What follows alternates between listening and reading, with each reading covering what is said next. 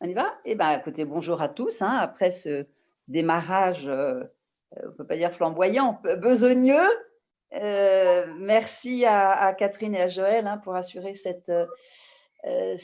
échanges. Donc, par rapport à d'autres rencontres qu'on a pu faire ensemble, avec Catherine, nous avions plutôt opté pour des échanges en live à partir de questions que Catherine peut s'être posée, que nous nous sommes posées ensemble, et puis aussi de voilà, ce qu'elle peut transmettre de vos questions à vous concernant la façon dont la logique émotionnelle peut nous aider à voir plus clair dans ce qui se passe dans cette situation sanitaire.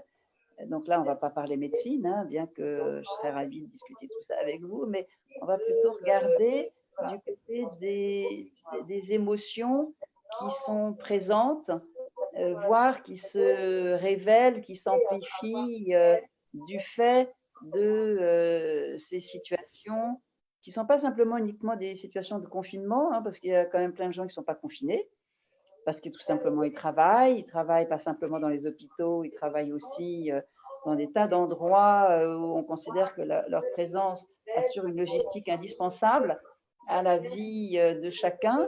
Et donc, ce n'est pas simplement une situation de confinement, c'est une situation qui est beaucoup plus large et qui vient nous interpeller, nous interroger et donc inévitablement stimuler, on va dire, révéler, stimuler, amplifier toute une résonance émotionnelle que chacun porte naturellement en soi. Donc, comme d'habitude, ce que je ne cesse de marteler, c'est que ce n'est pas la situation qui est à l'origine de nos émotions, c'est dans la situation qui est là, comme un ensemble de faits que nous percevons, et bien, dans cette situation, certains faits plutôt que d'autres viennent nous toucher, nous stimuler, se révèlent intérieurement à travers tout un champ de sensorialité auquel nous réagissons de manière à conserver notre équilibre, puisque par définition, nous ne pouvons pas ne pas chercher à conserver notre équilibre, qui fait partie de notre structure neuronale, corporelle entière. Et donc, dans ces événements, dans ces péripéties qui surgissent à nos sens, nous ne cessons de chercher à répondre à ce qu'on appelle volontiers le désir d'existence et à nous sentir vivants dans cette situation dont les différents éléments sont évidemment bousculés par rapport à nos habitudes. Et donc, ce n'est pas, encore une fois, la situation qui nous bouscule, c'est nous qui nous sentons bousculés face à une situation que nous lisons inévitablement à travers toute une mémoire corporelle, mais aussi une mémoire événementielle. Et c'est ça, c'est la logique émotionnelle, va nous aider à regarder ça d'une façon plus fine. C'est ce que j'ai cherché aussi à raconter dans le dernier clin d'œil que tu as envoyé, Catherine. C'est-à-dire comment ce processus émotionnel a des effets sur ce qu'on appelle volontiers la cognition, avec un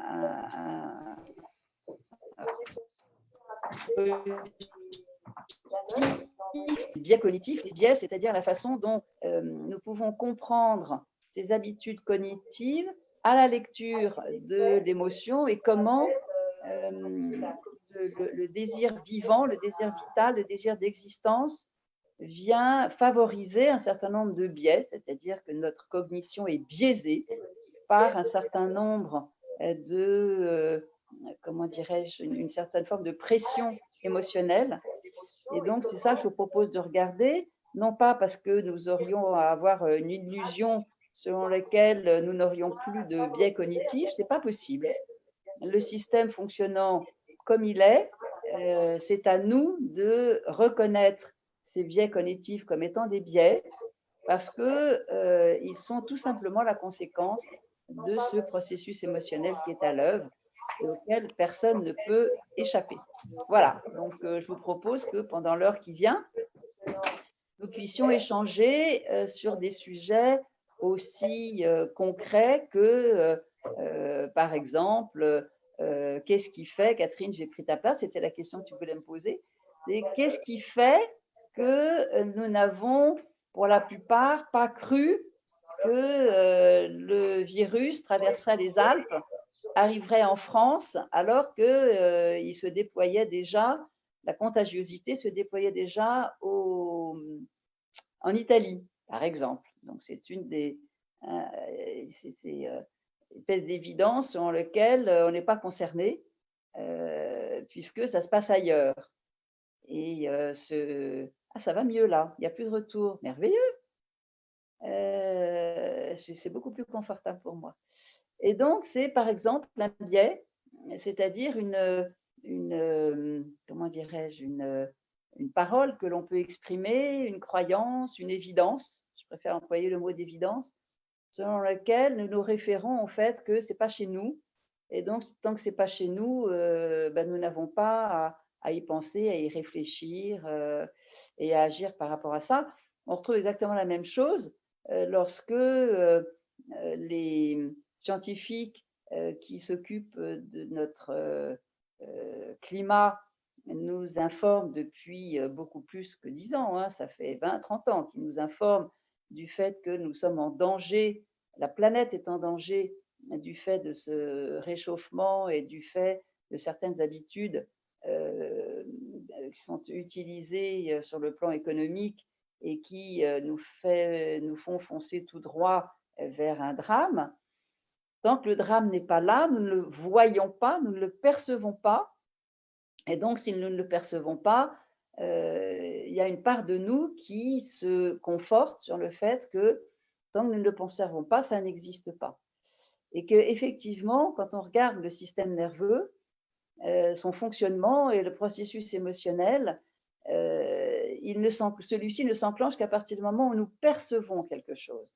Soit nous le percevons parce qu'au travers de nos sens, nous avons cette information qui active tout un registre sensoriel et tout un registre du coup réactif qui fait que nous réagissons à ce que nous percevons par le biais de la sensorialité, ou bien parce que ce même activation peut se faire par des images mentales que nous faisons surgir ou qui surgissent d'autres situations, en lien avec d'autres situations, et que l'image nous parvienne directement au niveau de nos yeux ou de nos oreilles, ou que l'image nous parvienne à partir d'une représentation mentale, ça peut tout à fait déclencher ce même phénomène de sensorialité, réactivité, voilà, jusqu'à ce que nous retrouvions notre équilibre. Et donc, tant que c'est loin, tant que c'est invisible, eh bien, c'est loin, c'est invisible, donc ça n'est pas. Et ce biais-là répond tout simplement au fait que nous ne sommes concernés que par la réalité qui arrive à nos sens et non pas par quelque chose qui serait trop lointain et donc non perceptible par nos sens, et au nom de quoi nous réagissons par une forme de déni, c'est-à-dire c'est loin, c'est pas tout de suite, c'est les voisins, c'est le côté des Alpes, c'est comme le nuage de Tchernobyl qui s'était arrêté à la frontière. C'est au nom de quoi nous agissons de cette façon-là? Tout simplement au nom du maintien d'une forme de sécurité, sécurité dans le connu, et donc tout ce qui n'est pas perçu comme venant nous stimuler, nous répondons au nom du maintien de cette forme de sécurité, une sécurité qui n'est pas optionnelle, nous passons notre temps à répondre à une intention de sécurité. Et donc, à partir de là, nous comportons selon ce modèle de conserver coûte que coûte une sécurité, et l'un des moyens pour la conserver, c'est effectivement le déni, c'est-à-dire ça n'existe pas puisque je ne le perçois pas, ça n'existe pas puisque je n'en fais pas l'expérience, et donc le fait que ce soit qu'on n'y croit pas est tout simplement une réponse. C'est pas du tout que nous sommes idiots, c'est simplement que nous répondons naturellement, les uns plus que d'autres, hein, sous des formes différentes, nous répondons naturellement à ce désir de sécurité, d'être maintenu, de rester dans une sécurité et de préférence la sécurité que nous connaissons. Voilà, donc c'est au nom de ce désir de sécurité que nous nous maintenons dans un déni, une forme de déni, et pouvons nous imaginer que ça ne nous arrivera pas puisque nous ne le percevons pas. Alors il y a une autre façon hein, de maintenir, sur ce même sujet, il y a une autre façon de maintenir notre sécurité, c'est précisément de dramatiser, c'est-à-dire d'amplifier l'information, de créer un scénario de drame, d'épouvante, comme si, en grossissant à la loupe l'information que nous percevons, c'était une façon de prendre plus conscience du désir de sécurité que nous avons tous en nous. Alors, voilà, c'est comme si la population était un peu coupée en deux entre ceux qui disent mais non, c'est loin, c'est pas nous, ça ne nous arrivera pas, et puis une autre qui est dans une espèce de surenchère de drame. Évidemment que quand ceux qui dramatisent entendent ceux qui dénient, ben, ils dramatisent encore plus en traitant ceux qui dénient de fous. Et puis ceux qui dénient l'information en regardant ceux qui la dramatisent, eh ben, ils ont la même réaction en disant que c'est n'importe quoi, les gens dramatisent pour un rien et donc il ne faut pas s'affoler, restons calmes, tout va bien. Donc on voit bien comment le processus émotionnel, au nom d'un même désir, qui est un désir de sécurité, peut couper la population en deux morceaux, si je puis dire, entre ceux qui dénient, rejettent, etc., ceux qui dramatisent, qui évidemment ne peuvent pas s'entendre tant qu'ils ne réalisent pas qu'ils sont tous habités par un même désir, juste sous des formes différentes. Je te laisse la main, Catherine, si tu as d'autres questions ou que nos amis ont des questions à poser.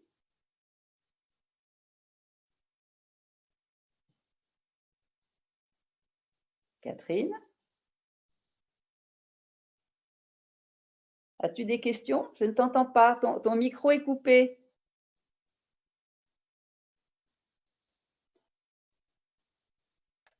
Je vais lui envoyer le message. Ah, ça y est. J'ai l'impression coupé ton micro, simplement. Oui, pour qu'il n'y ait pas d'écho, ça renforçait l'écho. Alors, comme c'est haché et que j'entends en différé, donc voilà, je vais me risquer. Okay. Donc, j'avais vu un commentaire qui était autour de, mais qu'est-ce qui fait que certaines personnes ont conscience de ce qui arrive au fur et à mesure et d'autres qui sont dans des incertitudes, soit dans des montées festives, soit dans des ambiances de délation, soit… Donc, qu'est-ce qui fait que certaines personnes ont une sorte de conscience au fur et à mesure des informations, comme si elles les engrangeaient? C'était Gérard que peut-être… Oui, mais c'est une super question. Comme toujours, les questions de Gérald. Gérard. Gérard. Ah oui. bah alors, Gérard, formidable. Je ne sais pas si c'est uniquement une histoire de conscience. C'est, me semble-t-il, notre système nerveux est un système qui a vocation à agir. Il n'a pas simplement vocation à devenir conscient. Moi, je reçois à chaque fois des gens en entretien et qui mettent sur lesquels il est évident qu'ils ont conscience de ce qui se passe. Et donc, ils ont bel et bien une conscience de ce qu'ils font, de ce qu'ils vivent, de ce qui leur est dit, du bénéfice qu'il y aurait à faire telle et telle action, etc. Et donc, malheureusement, on constate que la conscience ne suffit pas lorsque nous sommes confrontés à des changements. Les gens disent souvent, mais je suis suffisamment lucide, je suis lucide sur moi-même, je suis lucide sur l'autre, etc. Et donc, la conscience est évidemment très, très nécessaire. Hein. C'est 10-15% du fonctionnement du système nerveux, du cerveau, est, comment dirais-je, relatif justement à ces processus de conscience. mais il se joue quelque chose de plus par rapport à ces personnes qui, recevant l'information, et ne basculent pas du côté d'une dramatisation ou au contraire on fait la fête quand même, voire en passant par des comportements de dénonciation parce qu'il y a des gens qui sortent, je sais pas, sans masque ou qui frôlent les autres ou qui, je sais pas quoi. Et c'est que les gens qui apparemment ont cette conscience, ce sont surtout des gens qui vont faire quelque chose de ces informations. Et j'insiste vraiment, faire quelque chose, c'est agir. Et donc, ils agissent non pas forcément sur l'information, mais ils agissent parce que mentalement, ils vont faire des liens, par exemple, avec ce qu'ils savent déjà. Ou ils vont tenir une sorte de journal de bord, journal de confinement ou un tout autre type, parce que franchement, le journal de confinement, ce n'est pas très fun, mais une sorte de journal de ces 2 mois que nous aurons passés. Et donc, ce qui caractérise plus que la conscience, c'est l'action. Ce sont des gens qui vont en parler, ce sont des gens qui vont échanger, ce sont des gens qui vont chercher les informations sur Internet, ce sont des gens qui vont apporter même une force de critique par rapport à certaines informations qu'ils lisent, par rapport à d'autres. Et donc, ce n'est pas simplement de la conscience.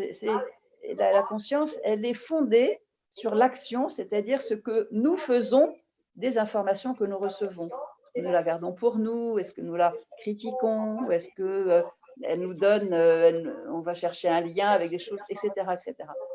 Et la caractéristique, c'est que ces personnes-là vont chercher à faire quelque chose de l'information qu'ils reçoivent. D'autres vont au contraire avoir une forme de réactivité par rapport à l'information sous une forme émotionnelle, c'est-à-dire soit en la rejetant, soit en cherchant à l'éviter par tous les moyens, soit en la subissant comme un sort.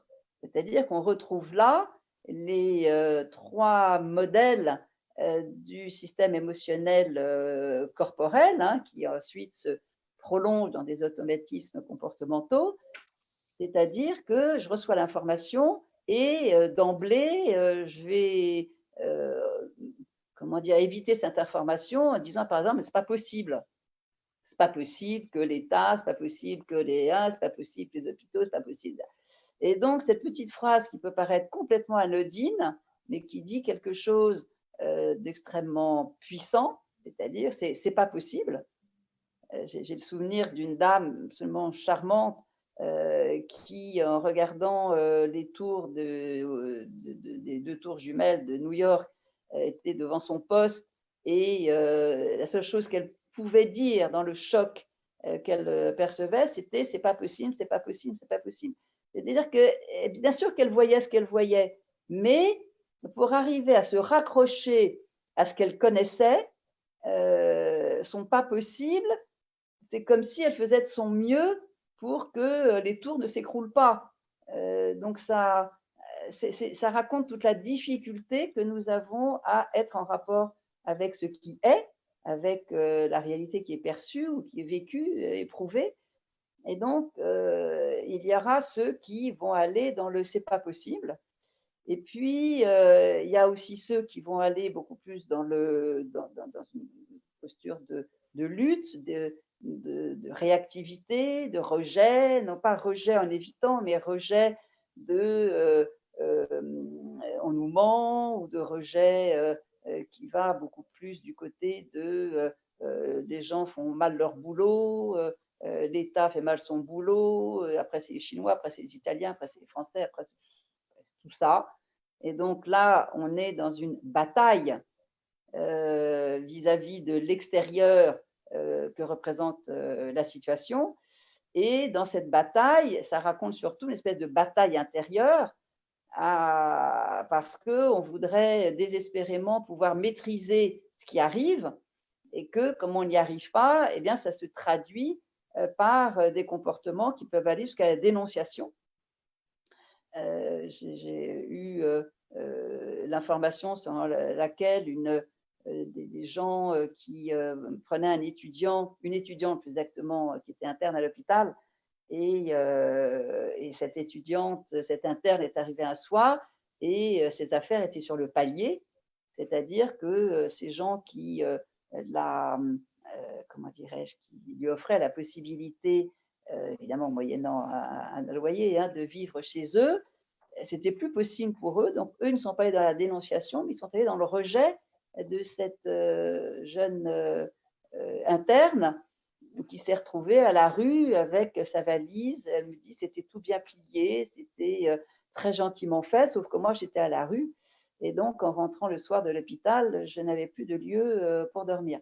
Donc, ça dit jusqu'où ces comportements peuvent aller, dénonciation, rejet, violence physique, pour toujours la même chose, hein, pour essayer de rester, de répondre à ce désir d'existence. Et puis la troisième possibilité, qui est beaucoup plus possibilité de survie, hein, qui est celle non pas de l'évitement, non pas de la lutte, mais d'une forme de soumission, c'est-à-dire que nous subissons la situation face à laquelle nous nous sentons complètement impuissants. Nous sommes séparés de ce que nous connaissions d'avant, donc il y a un ressenti de perte, mais ce ressenti de perte est lié au fait que, justement, nous subissons, nous restons dans ce sentiment d'impuissance, puisque en subissant la situation, nous ne nous voyons pas pouvoir agir dans cette situation, pouvoir faire quelque chose de cette situation. Et donc, nous restons dans cette impuissance, faute de nous mobiliser pour devenir acteurs dans la situation, acteurs dans nos appartements, acteurs dans dans le métro, pour ceux qui prennent encore le métro ou le bus pour aller travailler.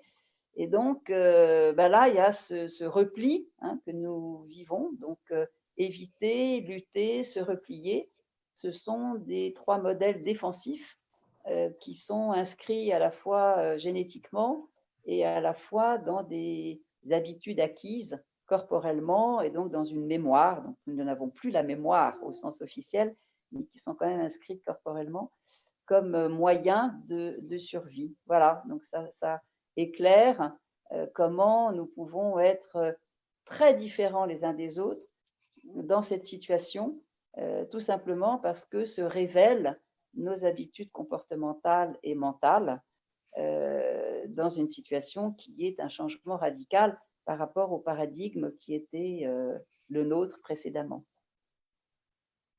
Catherine? Oui, me vient l'idée où nous en avions parlé précédemment. Comme il y avait écho, peut-être que tu avais répondu à cette notion-là. Donc, mais par exemple, j'entends des personnes autour de moi, ou même moi parfois, la proximité avec des gens proches que j'apprécie, que j'aime, mon compagnon. Il y a un moment où c'est beaucoup plus tendu, il y a des tensions entre nous, il y a... Alors, certes, je suis experte en logique émotionnelle, malgré tout, je trouve que vraiment, il y a quelque chose qui est insupportable.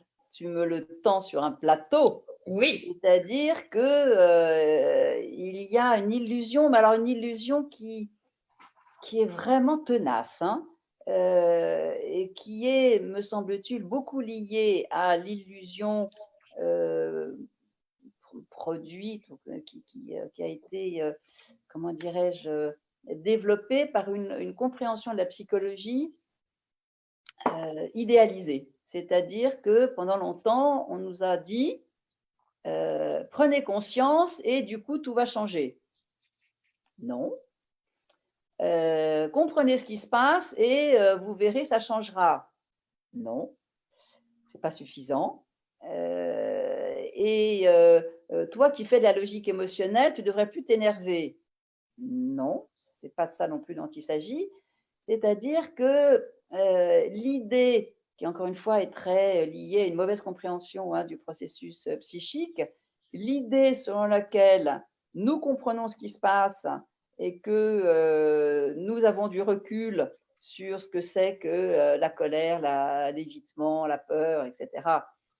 Et que nous, donc, nous ne devrions plus nous chauffer, nous énerver ou que nous devrions vraiment être capables d'aborder toute situation avec courage, ténacité, etc. Tout ça, c'est une idée. Et ça ne correspond absolument pas au phénomène vivant qui, euh, qui fait que quand une information a été enregistrée par le corps comme étant, euh, comment dirais-je, comme étant vitale, je pense par exemple à la notion d'obstacle. J'en parlais hier avec une journaliste qui m'interviewait sur justement ce qui se passe aujourd'hui, les comportements, etc. Et avec elle, je partageais le fait que lorsqu'une information est restée engrammée, gravée, ces fameux marqueurs somatiques dont parle un grand neurologue, Antonio Damasio, ces fameux marqueurs somatiques, c'est qu'il y a une marque dans le corps. Voilà, il y a quelque chose qui a été enregistré corporellement comme étant un danger, comme la rencontre avec un obstacle a véritablement mis le corps en danger, c'est-à-dire à raisonner raisonner RE, hein, pas RAI, à raisonner sur notre instinct de survie, c'est-à-dire sur cet impératif biologique de maintenir par tous les moyens notre existence. Et lorsque la situation que nous vivons résonne sur cette information très ancienne, très initiale, très archaïque, corporelle, et malgré tout notre savoir, eh bien, nous allons rentrer en résonance et la grande différence avec ceux qui connaissent la logique émotionnelle et ceux qui la découvrent ou ne la connaissent pas encore, c'est justement de pouvoir accueillir l'ébranlement généré dans le corps, de pouvoir l'accueillir, de pouvoir l'éprouver, se laisser éprouver avec cette information, ne pas chercher à l'éviter, ne pas chercher à la contrôler, ne pas la juger, etc. Mais au contraire, se laisser saisir, se laisser informer par l'ébranlement que ça peut générer. Et à ce moment-là, le retour, on va dire, à l'équilibre se fera plus aisément, plus simplement. Mais ça ne va pas supprimer l'ébranlement, ça ne va pas supprimer la sensation peut-être d'oppression ou de malaise que ça aura pu générer. Si sur le moment nous n'arrivons pas à nous laisser saisir, nous laisser informer sensoriellement par l'événement, eh bien, avec un peu de distance, le jour même, le lendemain, ou en reparlant de la situation, nous pouvons réaliser, c'est-à-dire, ah ben oui, c'est ça, ça y est, je comprends pourquoi je me suis énervée, pourquoi je me suis chauffée, pourquoi je suis allée chercher des poux à l'autre, pourquoi, au contraire, je me suis enfermée dans ma chambre, etc. C'est-à-dire qu'à ce moment-là, la personne qui connaît bien le processus va pouvoir dire, bon, ben ok, c'est ça qui s'est passé, c'est ni grave ni pas grave, je vois bien que j'ai ma part de responsabilité, donc c'est pas l'autre, c'est moi qui ai répondu à cette situation de cette façon-là, et de ce fait, nous pourrons être plus libres de rejoindre l'autre et de lui dire, voilà, c'est ça qui s'est passé en moi, c'est pas, j'ai réagi sur le moment, je me rends compte, j'aurais préféré ne pas, mais voilà, ce qui est fait est fait. Voilà, chacun est soumis à ce système-là, et peut-être que toi-même, tu vois comment tu as réagi, et peut-être nous pouvons en parler. Et donc, le dialogue, à ce moment-là, peut se réinstaurer, un échange d'expériences peut s'instaurer, et qui ira évidemment dans l'amélioration de la coexistence au sein d'un même lieu, au sein d'un même espace, ce qui n'est jamais simple, hein. Quand on est à deux, à trois, à plusieurs dans un espace, il y a inévitablement le réveil quand même de cette vieille notion de territoire à laquelle personne ne peut échapper, là non plus. Donc là aussi, c'est une occasion de regarder comment nous nous organisons pour que à la fois nous puissions occuper notre propre territoire et respecter l'espace de l'autre.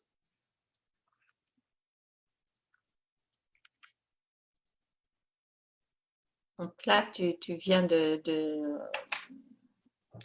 donner un exemple par rapport au territoire. Et tout à l'heure, tu parlais des 3 modèles.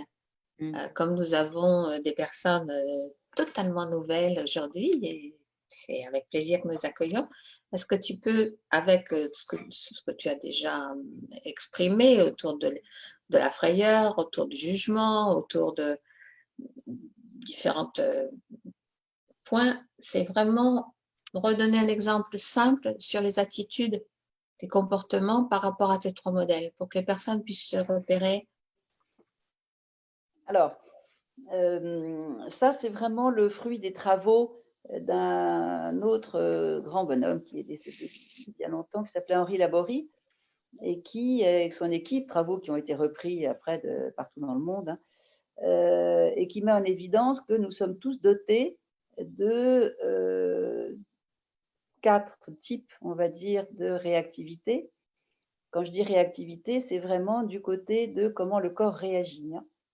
Et donc, ces 4 types de réactivité qui correspondent à 4 types d'émotions, eh bien, nous en sommes dotés parce que tout simplement, ça a été enregistré dans nos gènes que pour arriver à répondre à l'existence dans certaines situations de danger, nous pouvons ou peuvent, parce que ce n'est pas nous pouvons au sens d'une volonté, hein, peuvent se mettre en action, peuvent être mobilisés, on va dire, ce type de réaction. Et donc, dans les 4 types de réactions, il y a une réaction qui, elle, est portée, on va dire, par un sentiment, une sensation de joie, d'opportunité. Et donc, c'est le côté plutôt excitation, je m'excite, je capte, je prends, j'y vais, j'ai de l'élan. Donc, il y a une espèce d'appétence que l'on peut avoir par rapport à une situation. Donc, ça, c'est ce que malheureusement on appelle, je dis malheureusement parce que les émotions, c'est des émotions, c'est ni négatif ni positif, mais elle fait partie de celles qui sont considérées comme positives. C'est tout simplement un fonctionnement ancré dans le cerveau et qui va du côté, on va dire, d'obtenir une forme de récompense et de satisfaction immédiate. Donc ça, c'est relié à un sentiment de joie. Et puis, il y en a 3 autres qui sont beaucoup plus défensives, beaucoup plus aussi pressantes que la joie, mais plus défensives. La première est d'éviter le danger. Donc, Henri Laborie l'a nommé la fuite. Il a même écrit un livre qui s'appelait L'éloge de la fuite. Et donc, fuir, c'est se donner la possibilité de bouger face à une situation qui fait danger. C'est forcément relié à un ressenti de peur. Et c'est un moyen tout à fait, là aussi, archaïque, dont nous n'avons pas forcément conscience, dont la plupart du temps, d'ailleurs, nous n'avons pas conscience, et qui s'impose à nous comme une évidence d'éviter le danger pour rester en sécurité, avec ce ressenti de peur qui tonalise, hein, qui colore le comportement. Un autre type de comportement qui est que quand je ne peux pas fuir une situation, je vais l'affronter. Et donc, on appelle ça la lutte, l'opposition, avec son cortège de contraintes, son cortège de résistance, son contrainte comment dirais-je, de chercher à avoir raison, d'obtenir gain de cause, de vaincre, de convaincre, de s'imposer. Et donc, il y a toute une terminologie comme ça qui donne à entendre comment un comportement d'affrontement peut aussi répondre au désir d'existence. Et évidemment, le corollaire du ressenti, c'est la colère.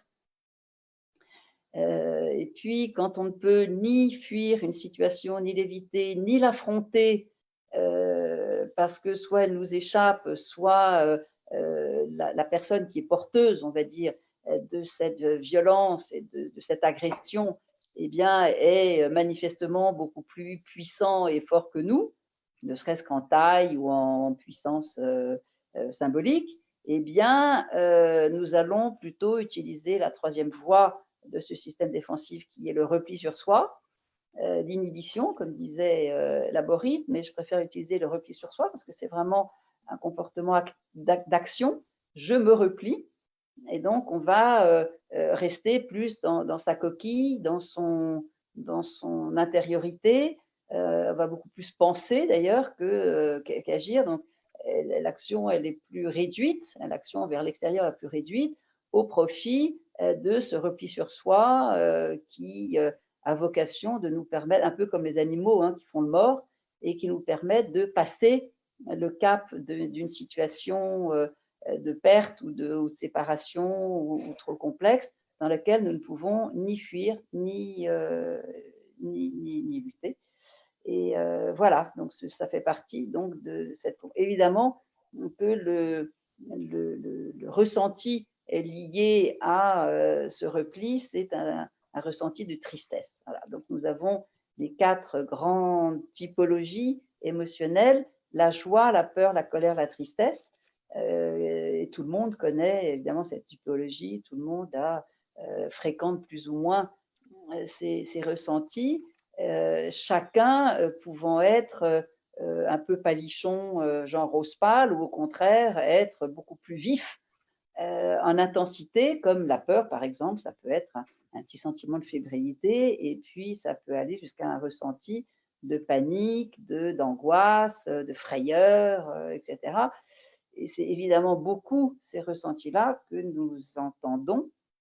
Moi qui passe beaucoup d'heures chaque jour à écouter, eh bien c'est évidemment dans ces tonalités-là que ça peut aussi s'imposer, surgir. On appelle ça être débordé par ces émotions.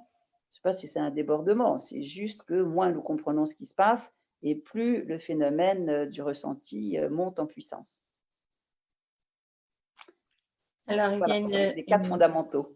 Merci Catherine. Il y a une question autour dans certaines autres évaluations, enfin grilles, il y a aussi le dégoût et la surprise dans le monde des émotions.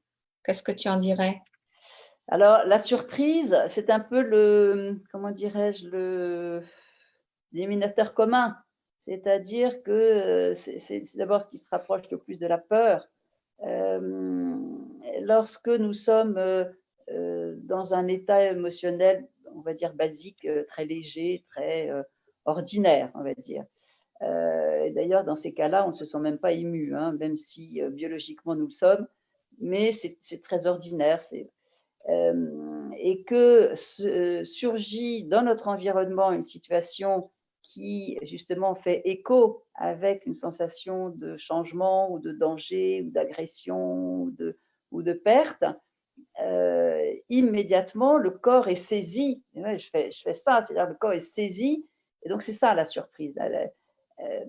La surprise, c'est vraiment l'élément qui est extrêmement court en intensité, mais qui révèle qu'il y a changement, et donc il y a sollicitation du corps à s'adapter à ce qui est perçu.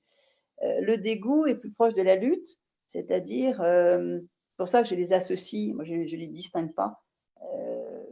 J'entends que dans la peur, il y a un effet de surprise, j'entends que dans la lutte, il peut y avoir ce ressenti de dégoût vis-à-vis de quelque chose que nous affrontons, mais que nous avons envie d'éliminer. Voilà, le dégoût, c'est envie de vomir quelque chose, c'est-à-dire quelque chose est là qu'on préférerait ne pas contacter, mais qui est là quand même. Et donc, le dégoût est vraiment proche d'une réaction très, très corporelle d'élimination. Donc, on ne peut plus l'éviter, mais on a envie d'éliminer. Et on retrouve ça aussi dans la réaction de lutte, c'est-à-dire que dans la lutte, très simplement, on a envie d'éliminer l'autre. C'est aussi simple que ça, malheureusement. Céline voudrait un éclaircissement pour elle, dans les informations qu'elle a. La colère vient soit de la peur, soit de la tristesse. Est-ce que tu pourrais la repositionner? Non, c'est pas comme ça que ça marche. Oui, c'est ça. C'est se repositionner. La colère ne vient ni de la peur ni de la tristesse. Mécaniquement, il y a forcément la peur dans la colère, puisque quand on lutte avec quelqu'un ou quelque chose, il y a inévitablement la peur de perdre. C'est-à-dire, je prends le risque dans la lutte et que en sous-jacent, il y a forcément la peur de perdre. Maintenant, si la peur était prioritaire par rapport à la colère, la personne ne lutterait pas, elle partirait, elle fuirait. Donc, dans la lutte, la peur existe, mais elle est quasi invisible, parce que sinon, nous ne prendrions pas le risque de lutter. Et c'est vraiment ce que je disais en tout début des échanges. La tonalité colère est la conséquence du comportement adopté. C'est pas l'autre me met en colère, la situation me met en colère. J'avais fait un clin d'œil avec Catherine sur c'est quoi le titre? C'était est-ce que c'est la situation qui est trouble? Qui nous trouble. Voilà, est-ce qu'on est dans une situation? Non. Est-ce qu'on est troublé par la situation? Est-ce que c'est la situation qui nous trouble? Évidemment, c'est nous qui sommes troublés. C'est pas la situation, elle n'est pas troublante. La situation, elle est. Elle n'a pas pas de connotation. La situation est, et c'est nous qui sommes troublés. Eh bien, par rapport à la colère, c'est nous agissons dans la situation sur un modèle de lutte, et ce modèle de lutte est à l'origine des ressentis de colère que nous avons. C'est quelque chose qui est très différent. La logique émotionnelle qui se fonde vraiment sur le processus biologique, c'est-à-dire sur la mécanique biologique, met en évidence que autant sur le court terme, la situation déclenche une sensation et une réaction corporelle jusqu'à ce que l'équilibre homéostasique, on va dire, soit restauré. Donc ça, c'est dans des situations très court terme, très fugaces, de quelques secondes, et donc on n'a en général même pas le temps de s'en apercevoir. En revanche, cette logique-là s'est inscrite dans les habitudes et les comportements et les pensées, hein, donc dans toute la sphère psychique et cognitive, elle est inscrite dans l'autre sens, c'est-à-dire qu'elle est inscrite dans le désir que j'ai d'être en sécurité ou le désir que j'ai d'occuper mon territoire et d'être respecté par les autres, va me faire adopter un certain nombre de comportements de type lutte, c'est-à-dire je vérifie que je suis respecté, j'impose le cadre, j'explique aux autres comment ils doivent se comporter, je juge, je fais en sorte que personne ne vienne me priver de quoi que ce soit, etc. Et ce sont ces comportements-là qui favorisent au long cours un sentiment de colère vis-à-vis des autres, de la situation, de soi-même, etc., etc. Et donc, cette lecture-là, elle est extrêmement importante parce que autant je ne peux pas, alors ça l'occasion pour moi de mettre en évidence que nous ne pourrons jamais gérer nos peurs et nos colères, ça n'existe pas. On ne gère pas un sentiment. D'abord, on gère déjà avec difficulté un portefeuille de bancaire, mais alors là, on ne peut pas gérer un sentiment. Ça n'existe pas. Nous n'avons pas prise. C'est pour ça, d'ailleurs, quand on dit à un enfant n'aie pas peur, ça n'a mais aucun sens pour l'enfant. D'ailleurs, c'est pire, puisque plus le parent dit n'aie pas peur, plus l'enfant entend que le parent, lui, il voudrait quelque chose sur lequel on n'a absolument pas accès. C'est un ressenti, c'est quelque chose qui est vraiment corporel, sensoriel. Et donc, on ne peut pas gérer son ressenti. En revanche, la bonne nouvelle, c'est que l'on peut regarder comment, donc on ne peut pas gérer la colère, hein, ça n'a aucun sens. On peut regarder en revanche comment nous agissons dans la situation. Quels sont les actes que nous posons? Quelles sont les pensées et les croyances que nous avons vis-à-vis de cette situation? Quelles sont nos évidences sur la situation? Si l'évidence est forcément on nous cache des trucs et forcément on nous prend pour des imbéciles, si cette évidence-là s'impose, évidemment que ces pensées sont étayées, on va dire, par des tas de comportements et que le ressenti de colère va suivre ces comportements défensifs de type lutte et suivre les évidences mentales qui ne sont plus interrogées puisque par définition elles sont évidentes.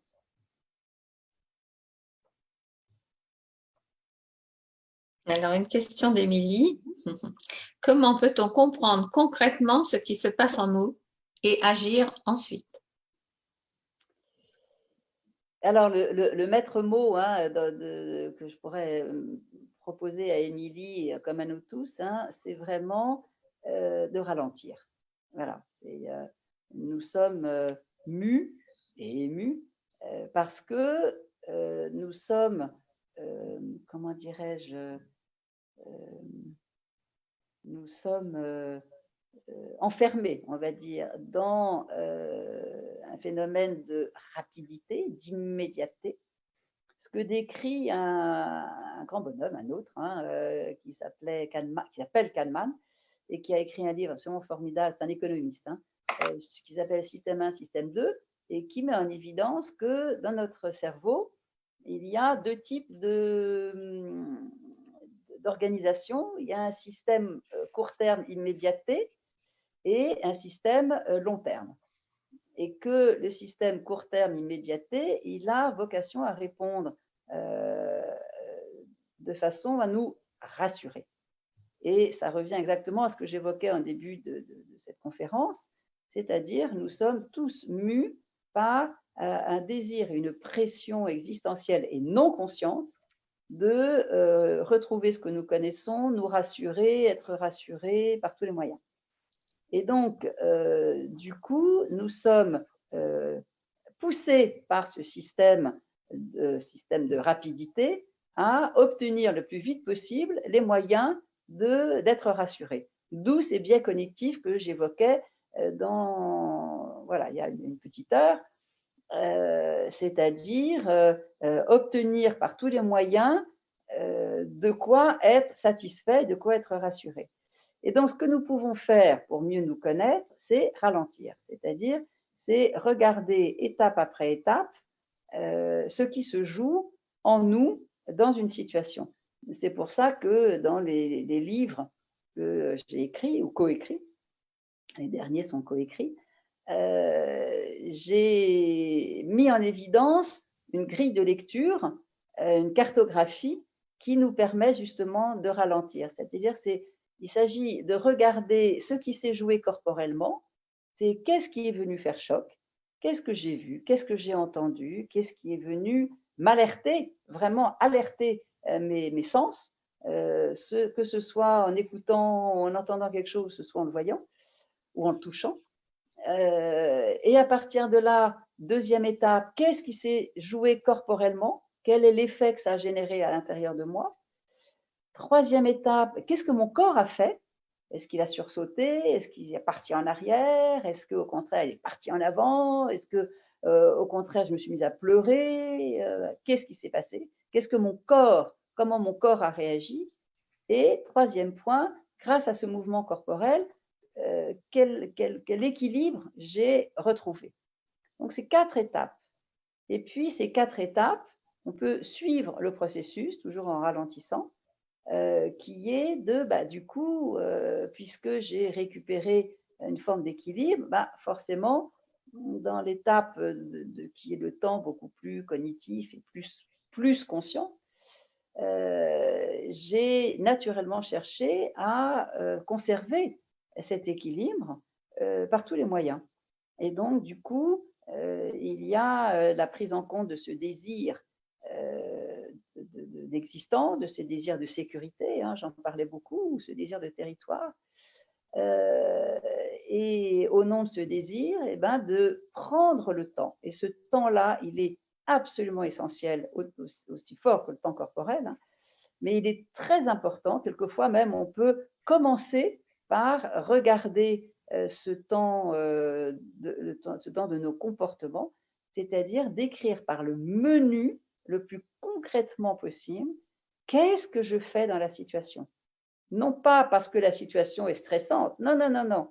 C'est dans la situation telle qu'elle est, qu'est-ce que je fais? Comment je m'y prends? Quelles sont mes actions? Quels sont mes actes? Comment je dialogue avec l'autre? Comment je prends en compte l'autre? Comment je me prends en compte? Comment je prends soin de moi? Comment j'agis très concrètement? Et vraiment concrètement, c'est-à-dire par exemple dire je procrastine, c'est pas suffisant parce que la procrastination décrit quelque chose, mais en fait ne décrit rien. C'est-à-dire, c'est qu'est-ce que je fais? Est-ce que je reste sur mon canapé? Est-ce que je rêvasse? Est-ce que je bouquine? Est-ce que je sais que je devrais faire ça, mais que finalement je fais autre chose? Donc, qu'est-ce que je fais concrètement? Et ça, ce point-là est essentiel. Et on va se rendre compte qu'en décrivant ces comportements et les évidences qui vont avec, eh bien, ça va m'aider à comprendre si mon attitude est plutôt une attitude d'évitement ou plutôt une attitude de lutte et comment dirais, de chercher à maîtriser la situation, ou bien est-ce que c'est plutôt une attitude de soumission et de passivité, ou bien est-ce que c'est plutôt une attitude très hyperactive d'excitation. Et là, j'aurais évidemment déjà un code un peu plus précis, c'est-à-dire, ah ouais, en fait, je suis en train là de chercher et d'agir pour maîtriser la situation. Ah ben oui, mais à partir de là, et donc c'est la 7e étape, c'est pas étonnant que je sois en colère. C'est-à-dire que plus je cherche à maîtriser ce qui peut-être n'est pas maîtrisable, plus, plus j'entretiens ma colère.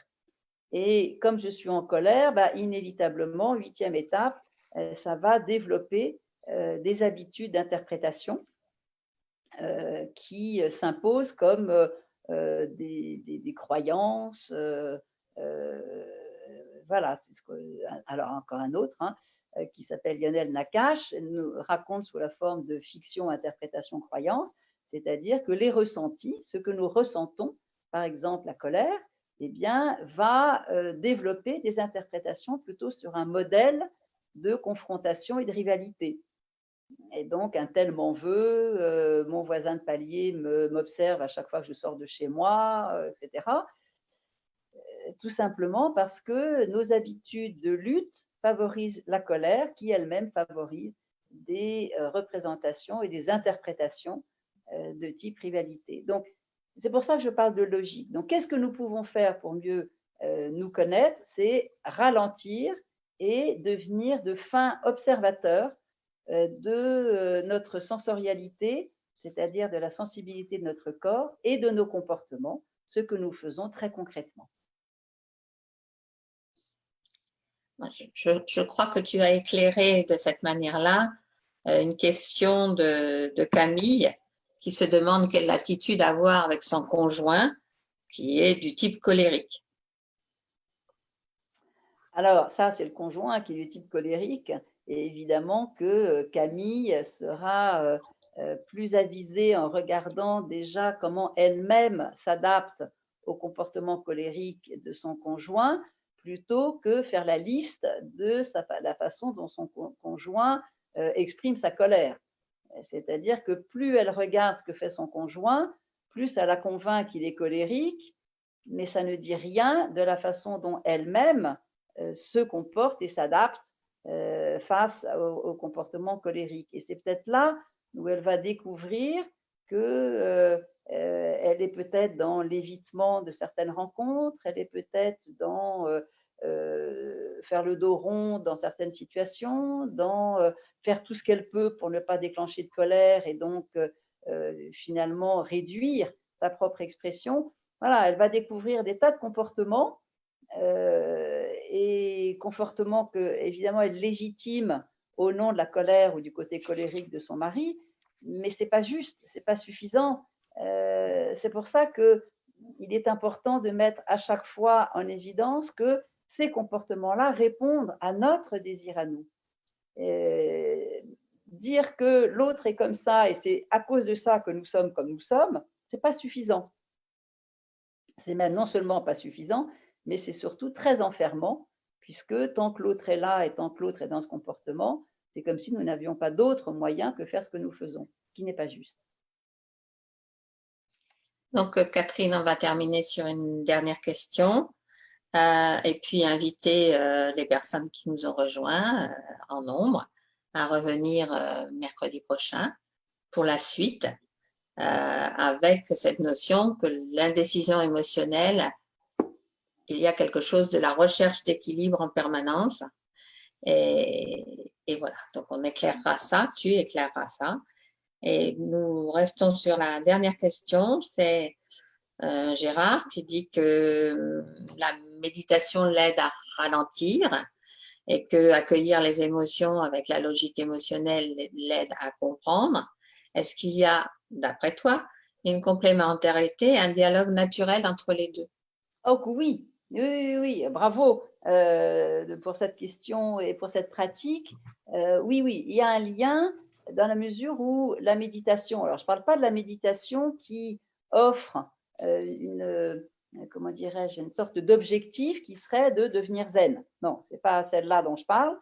Je parle de la méditation qui, j'allais dire presque au contraire, offre à la personne qui pratique la possibilité de se connecter, de s'informer, de laisser venir, de laisser se déployer l'existant en soi et laisser l'existant en soi se déployer, c'est évidemment prendre le risque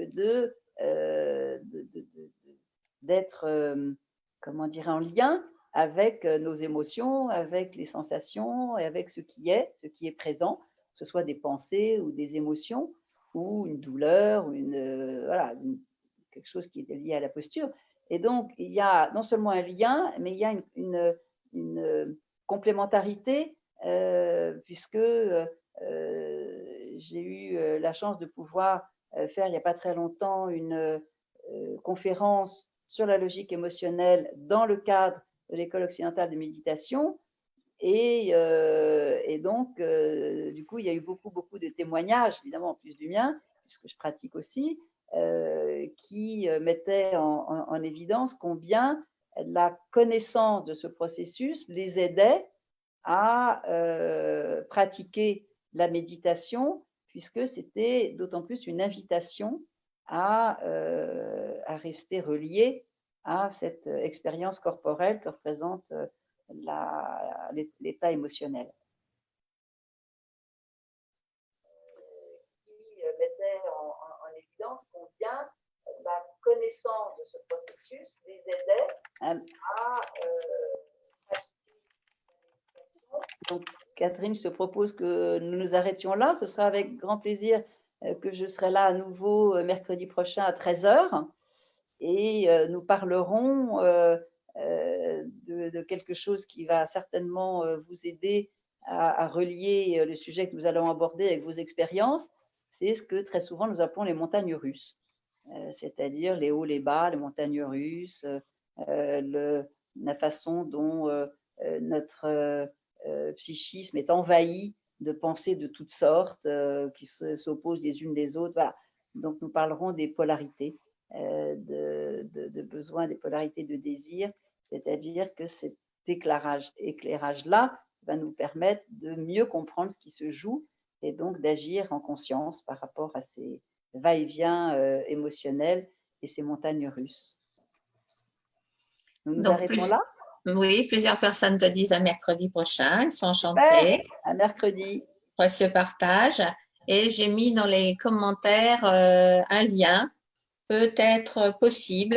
Il y a les fondamentaux de la logique émotionnelle qui sont donnés en présentiel puisque c'est une technique qui demande vraiment de la présence. Les 12, 13 et 14 juin, je l'ai mis. Et vous y serez les bienvenus parce que là, ce sera vraiment la mise en pratique. C'est formidable. Voilà. Eh bien, à bientôt. Bonne fin de journée à tous.